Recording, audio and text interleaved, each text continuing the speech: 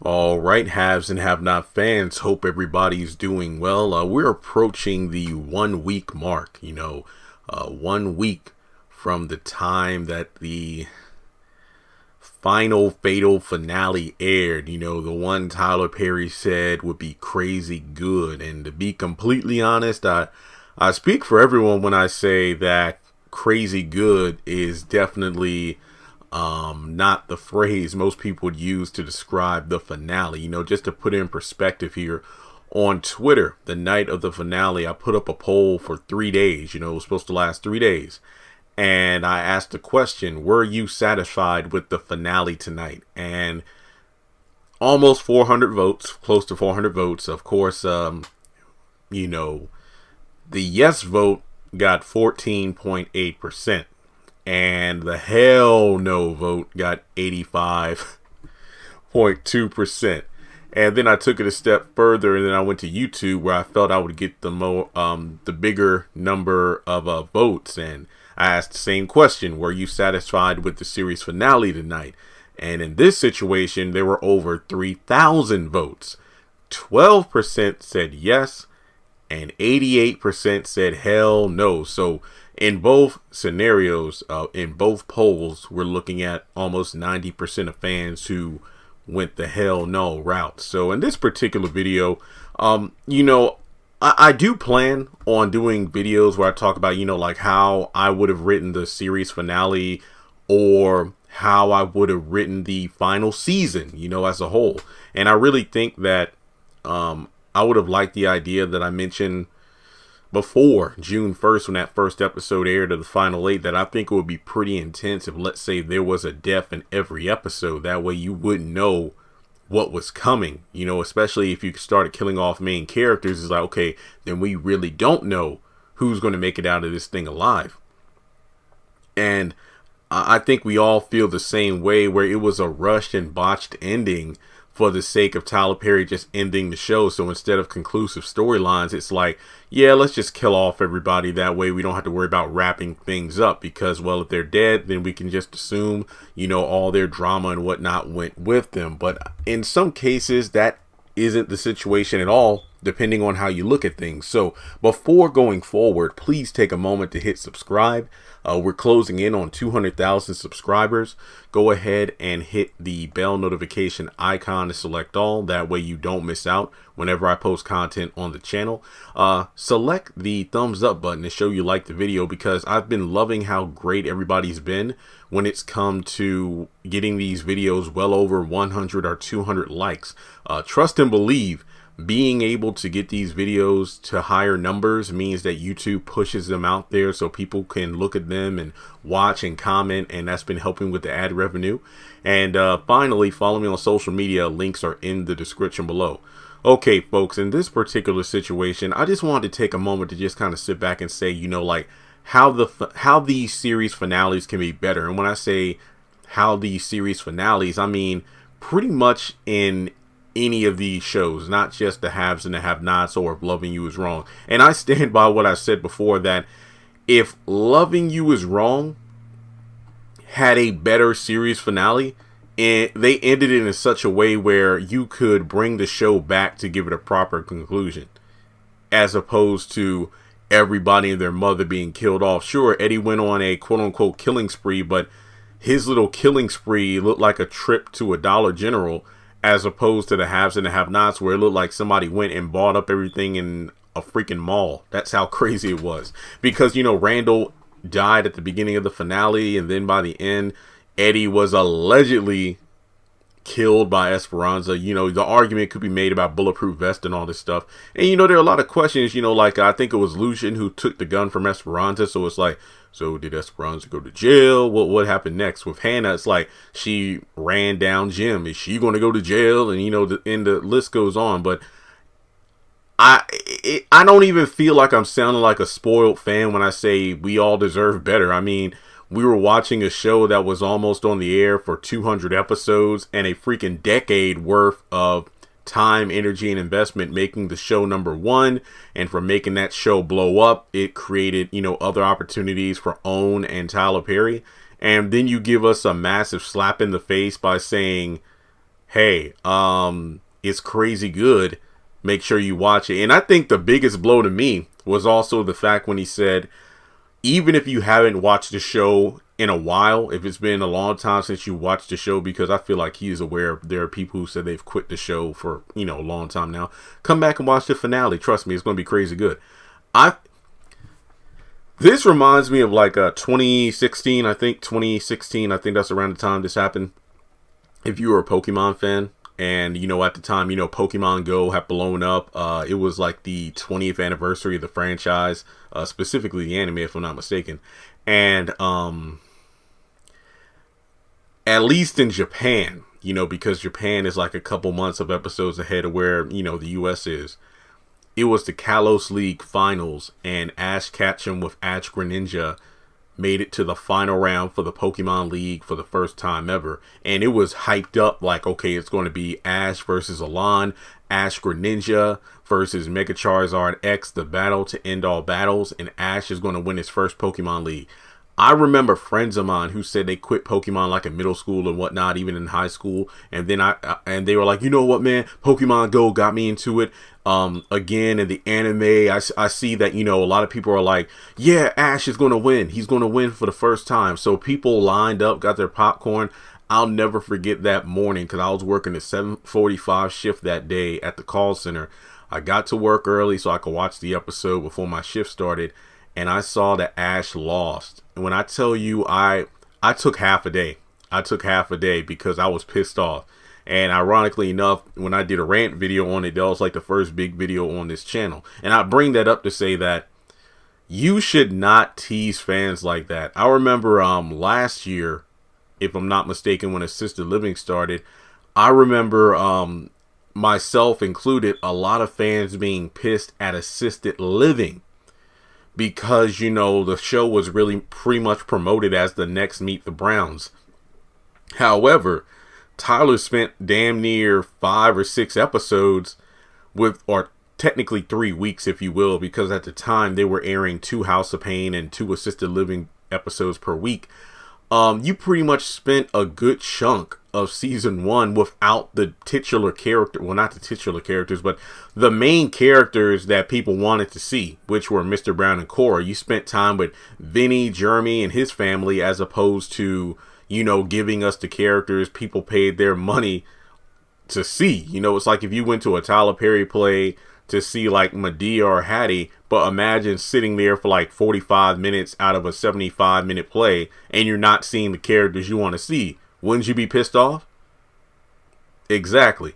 So when it comes down to this situation, I'm thinking about the haves and the have-nots in a way that, how could Tyler Perry do better when it comes to writing these series finales? And I feel like I speak for everyone when I say a couple things here. Number one, make sure you know what you're doing. What I mean by that is, when you think about Greenleaf, yes, we're all sad that the show ended when it did, and there were some unresolved issues in that final season. However, it's like the creator said, they sat down with Oprah, they had a 5-season plan, and they knew the 5th season would be the final season. Now, there could be some debate as to whether or not the pandemic played a role in that, because I remember some of the cast were saying, we didn't want to cut season 4, the season finale that was aired for season 4 wasn't the real finale. There's still like 8 episodes left of the season. However, those 8 episodes became the final season 5, so it's left up to debate, how much was really left for them to film. Who knows? But in any case, that's great when writers have a plan. They pretty much sit down, they map things out. And yeah, there might be some changes along the way, because sometimes in real life things happen that are outside of your control. Like, let's say one of the actors decides to leave the show. Maybe they get maybe like their season 1 and season 2 appearances on this show created a bigger opportunity for them in another movie or franchise or whatever, and they aren't as available. So what was once a main character is now a recurring character, things like that. But I think the thing about Tyler Perry is the fact that when he sits down and writes these scripts in like what did he say? Typically it takes me 2 weeks to write a season's worth of script for a show. So basically 12 to 20 something episodes only takes a couple weeks for me to write the dialogue. I think if nothing else, if you don't want a writer's room. Now, I will say this. A lot of people are like, he needs to get writers. He has. House of Pain, Assisted Living. I know some people still don't give those show a shot, but I've said before, the current seasons of the show are way better. Assisted Living season 2, way better than season 1. House of Pain season 10, way better than season 9. Tyler Perry has writers and directors that are not him working on those shows. I believe the same with Young Dylan. So when it comes to Tyler Perry not doing everything himself, it just needs to bleed into his other shows like The Oval and, Sisters and whatnot, because I feel like those are the major ticket sale shows. Like I made the comparison in recent videos, like The Oval, Sisters, those are the MCU films that everybody wants to see.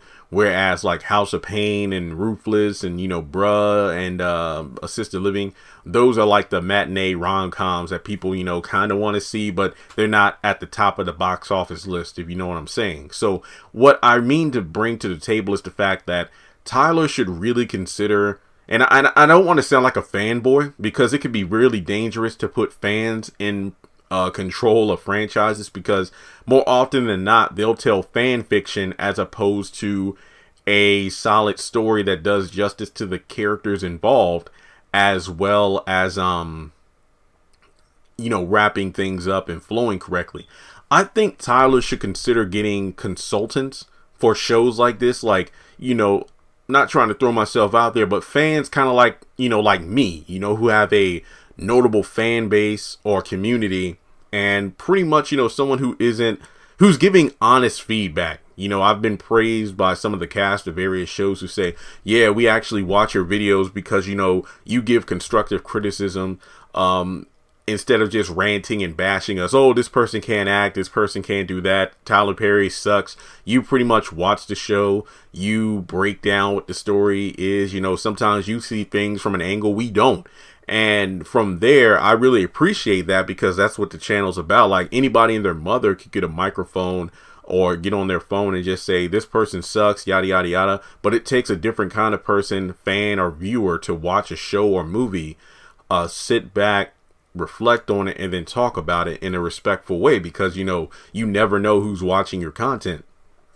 But with the haves and the have-nots, I know this stuff was written and filmed a couple years ago, so obviously it's too late now. But I think that Tyler really should have reflected on the fact that the haves and the have-nots is a big show. So maybe in order to close the book on it right, you should have gotten, some, writers and producers and even a couple of diehard fans who know the show like their Bible to come in there to kind of map things out. Okay, here's how we can wrap things up. Maybe you don't have to do every single thing they say, but you could at least take that feedback in stride, knowing that, okay, these are people who aren't just saying something to bash me. They're saying it because they care about the show and these characters. I feel like that would have changed things dramatically and for the better as well. From my perspective, like I said, I do plan on doing a video where I pretty much, break down, here's how, I would have written the season finale. Here's, the series finale and possibly even the final season, because to have so many things left open-ended, I get it. Sometimes the network pulls the plug on the show and that's it. But the thing about the haves and have-nots, season 7 was supposed to be that final season, but OWN ordered more episodes.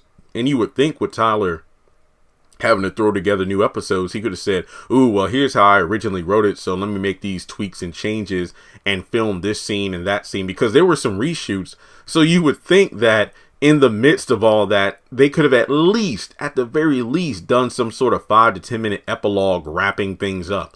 Because the way it just ended, it was just a slap in the face to everybody. And I feel like I take it personally. Like I said before, I wasn't a day oneer with If Loving You Is Wrong, but I was with the haves and the have-nots. So, that's like me sitting here just, reflecting on the fact that I wouldn't say never, because let's be real here with Tyler Perry doing all the stuff he is, every time he says in a way, Tyler Perry is kind of like Jay-Z, where he's like, hey, I'm retiring from this character, or I'm ending this show, but then he brings it back. And even though we haven't seen anything or heard anything regarding a Greenleaf spinoff, the OWN network saw how much fans hated it. When they made that first announcement that the final season's coming, that next week they put out, oh, we're working on a spinoff, because fan backlash was humongous.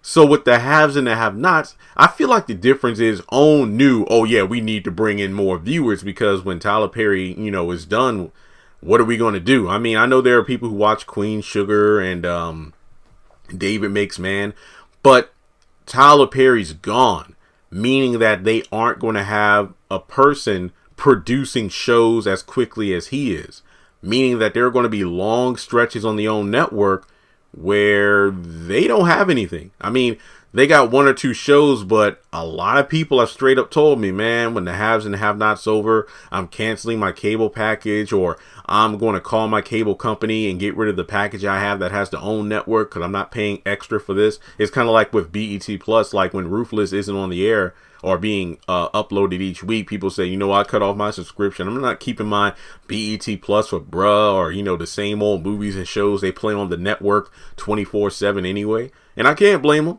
Heck, I mean, like I said, I don't get money for those people. I'm not sponsored by them. So I feel like Tyler Perry should definitely consider his next move when it comes to series finales, because when you look at these shows, you can kind of tell that he's only writing for the season at hand without really thinking about the season that's come before or what might come in the future. Because, think of it this way.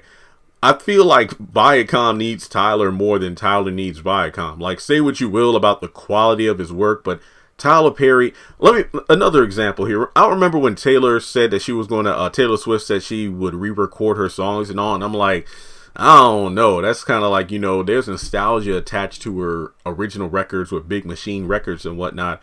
But this woman went ahead and re-recorded a couple albums and whatnot, and they've broken so many records. It's just like, what the hell? So I feel like Tyler, in the same vein, could go out and do his own thing, and he'd still have fans paying for play tickets, when plays actually happen again, watching the content, buying the merchandise. When I say merch, I mean like DVDs and whatnot. Not to mention, when the hell is the show going to be on DVD? And go from there. So I feel like overall, when it comes to the haves and the have-nots, I feel like it just was a major disgrace, like for the characters. I wouldn't say the cast. Like I said, the cast getting paid. For the characters, for the fans. I mean, that's probably why he didn't make it to the reunion. I know, I think Crystal Fox said in an interview that, yeah, Tyler was on vacation, so he didn't pop up. We all thought he would, but he didn't. So I bet he didn't pop up at the reunion, because with like 100 fans in the audience, they would be questioning Tyler. So why did you kill off this person and it's the show coming back? So I feel like that's the situation there. I really say that, the haves and the have-nots should be an example, because the backlash, there's a difference between fans who want the show to keep going. There's a difference between fans who are upset because things didn't end the way they wanted to, versus fans who say, look, that ending straight up sucked. You need to think before the next time you do something like that. So that's what I believe. But either way, I think the ratings for the show were actually pretty damn high. If I could just take a moment to look it up, because I think Angela Robinson actually posted it on her Instagram, and owns the haves and the have-nots. 1.2 million was Tuesday night's #1 telecast on all TV amongst African-American women. Hey, I'm a guy and I was watching it. Over at Discovery, TLC,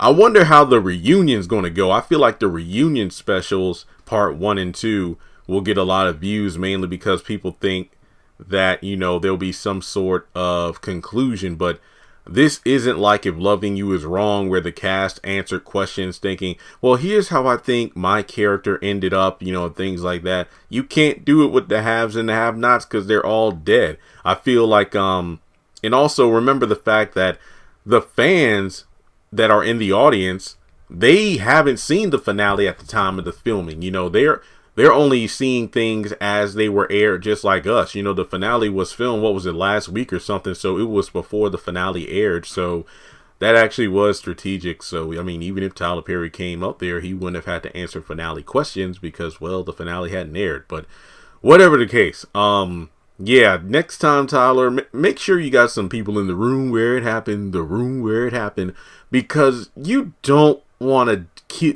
continue down this road, especially when I really feel Tyler was probably going through the motions where he was reshooting and whatnot and was like, you know what, A Fall from Grace or, Acrimony. People talk about those endings to this day. So I feel like I should do something with the haves and have-nots, kill everybody.